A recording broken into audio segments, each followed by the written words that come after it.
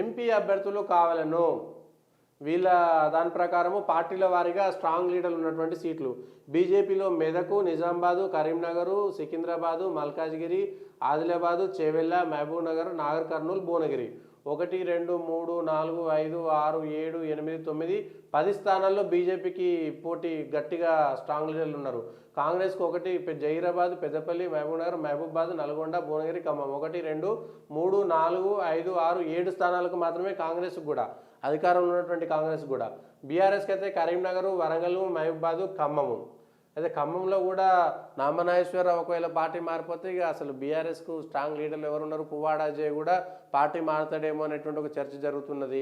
పువ్వాడ అజయ్ కూడా ఉంటారా లేదా అనేటువంటిది తెలియదు. నామనాగేశ్వరరావు పోటీ చేయకపోతే పువ్వాడ నాగేశ్వరరావు బీఆర్ఎస్ ఎంపీ అభ్యర్థి అవుతాడా తెలియదు. మహబూబాద్కు సంబంధించిన దాంట్లో కూడా అక్కడ కవిత, మాలోత్ కవిత కూడా పోటీ చేస్తారా లేదా విముఖత చూపుతున్నట్టుగా మనకు తెలుస్తున్నది. సిట్టింగ్ ఎంపీ ఉంటుందా లేరా ఆ పార్టీలో కూడా అనేటువంటిది లేదు. రెడ్డి నాయకు సంబంధించినటువంటి వాళ్ళు వరంగల్లో కూడా ఇప్పుడున్నటువంటి దయాకర్ సిట్టింగ్ ఎంపీ పోటీ అప్పుడున్నటువంటి టీఆర్ఎస్ హవాలో గెలిచారు అయితే సొంతంగా ఇప్పుడు గెలిచేటువంటి పరిస్థితులు లేవు.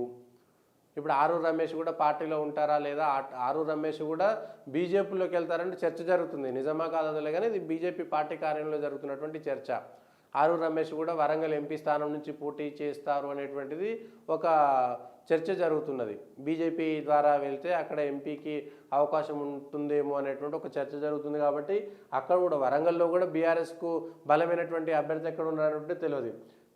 ఎక్కడైతే బీఆర్ఎస్ స్ట్రాంగ్ అనుకున్నటువంటి మెదక్ జిల్లాలోనే బీఆర్ఎస్కు అభ్యర్థులు కరువైపోయారు. ఇప్పుడు అక్కడ ఎవరు పోటీ చేస్తారనేటువంటి తెలియదు. బీఆర్ఎస్కు కరీంనగర్లో వినోద్ కుమార్ ఒకరు ఉన్నారు కాబట్టి వినోద్ కుమార్ అధికారంలో ఉన్నప్పుడు అప్పుడున్నటువంటి పరిస్థితుల్లోనే ఓడిపోయింది బీఆర్ఎస్ పార్టీ. ఇప్పుడు అక్కడ గెలుస్తారనేటువంటి నమ్మకమే లేదు.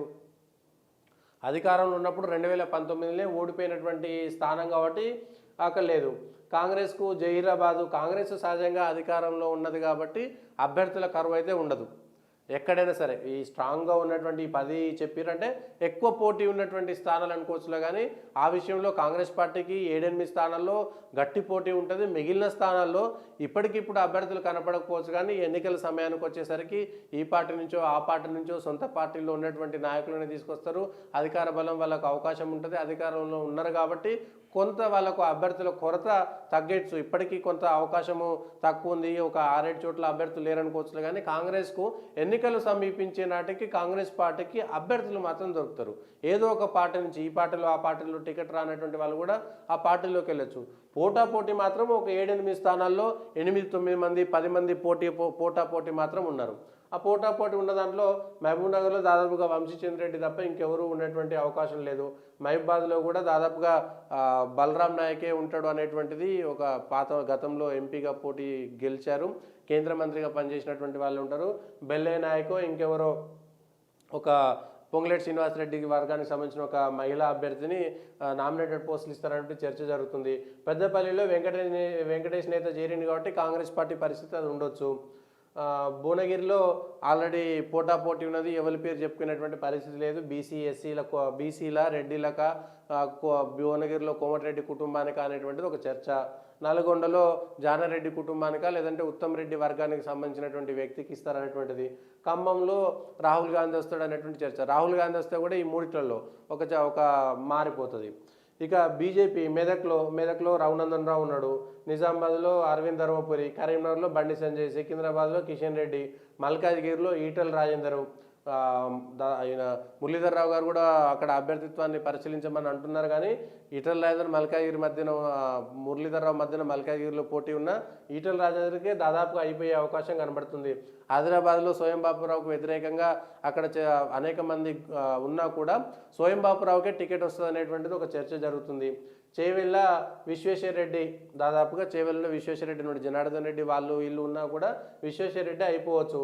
మహబూబ్ నగర్లో భారతీయ జనతా పార్టీ డీకే అరుణ 99% అవుతుంది. జితేందర్ రెడ్డి పట్టుబడుతున్నా కూడా వాళ్ళ అబ్బాయి ఆల్రెడీ ఎమ్మెల్యే పోటీ చేసిన దాంతో ఆయన కట్టవచ్చు. నాగర్ కర్నూలులో ఇప్పుడు సిట్టింగ్ ఎంపీ రాములు చేరుతున్నారు కాబట్టి రాముల వాళ్ళ కొడుక అక్కడ పోటీ చేసేటువంటి అవకాశం కనబడుతుంది. భువనగిరిలో బూర నర్సయ్య గౌడ్. దాదాపుగా 10 స్థానాల్లో భారతీయ జనతా పార్టీకి క్లియర్గా ఉన్నది ఇప్పుడున్నటువంటి దాంట్లో. ఏదో మిగిలిన ఎవ్వరూ లేరు, ఇంకా మిగిలినటువంటి దాంట్లో పోటాపోటీ ఉన్నా కూడా 10 స్థానాల్లో భారతీయ జనతా పార్టీకి అభ్యర్థులు ఉన్నారు. కాంగ్రెస్కి 7-8 స్థానాల్లో ఆల్రెడీ ఉన్నారు. కాంగ్రెస్కి వస్తుంది.